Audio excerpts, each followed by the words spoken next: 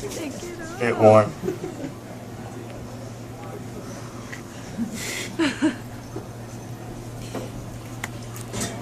Bit cold.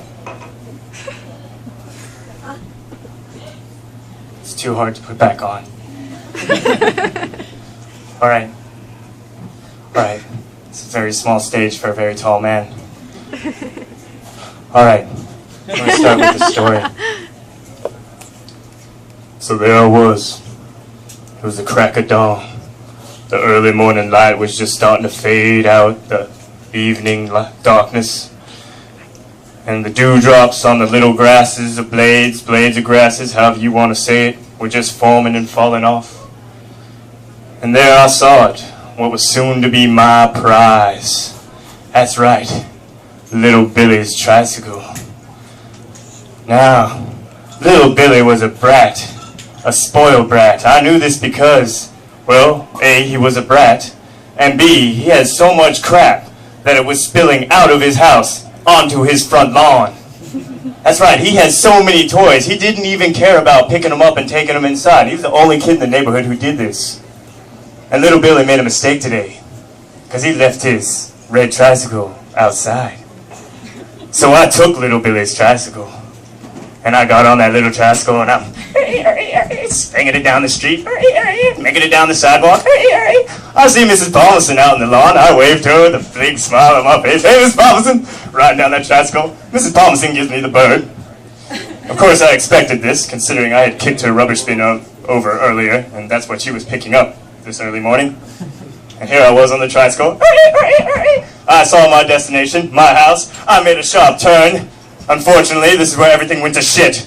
Because little did I know it was my hose right across my driveway, and that was just enough to stop my bike tire and send me flying off the front of that bike like a meteorite into the moon, and I smashed into the concrete, blood pissing out of my face. I was freaking out. I looked down. It was like a river broke through a dam, and I couldn't believe it. I started to cry because I thought I was going to die. I've never seen this much blood come out of my body in my life. And oh my God, out of this insanity, a voice broke through the silence. Darling, what the hell are you doing? I looked up. Mama? It's about that time I realized I was fucking drunk. I was 15 years old, and this is the first time I'd ever been on a binge drink. My mother had caught me. I was in a whole lot more trouble than that scrape on my chin, I'll tell you what. The other day I was thinking about the concept of addiction. And I used to smoke a lot of cigarettes, and I was addicted to that. And this day and age, a lot of people should notice that we have a lot of different addictions.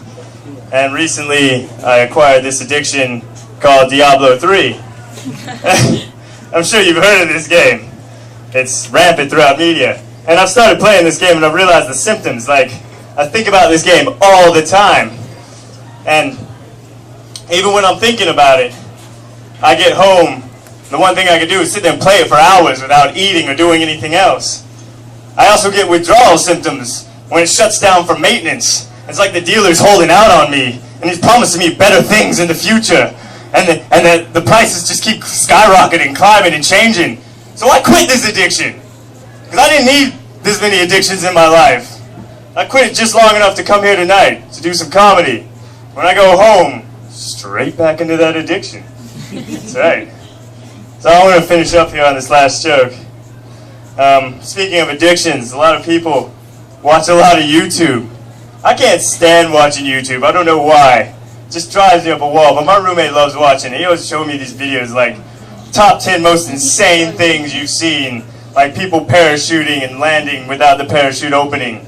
Stuff like that.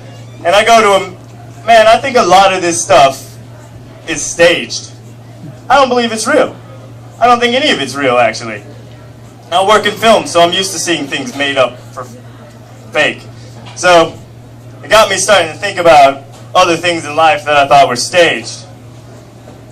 So I wrote myself a little list of things that I think are staged in life. Now, this is strictly my opinion. Number 1, America's landing on the moon first. Staged. The Virgin marries virginity. Staged. Bill Clinton's apology to America for receiving a blowjob from Monica Lewinsky. Staged. Michael Jackson turning white. Staged. The apology I gave to my principal after winning my first fight in school. Staged. Charlie Sheen's recovery. Staged. The female orgasm. Staged. Male commitment. Staged. The feeling I get when I finish an entire box of shapes for dinner. Real. It's guilt.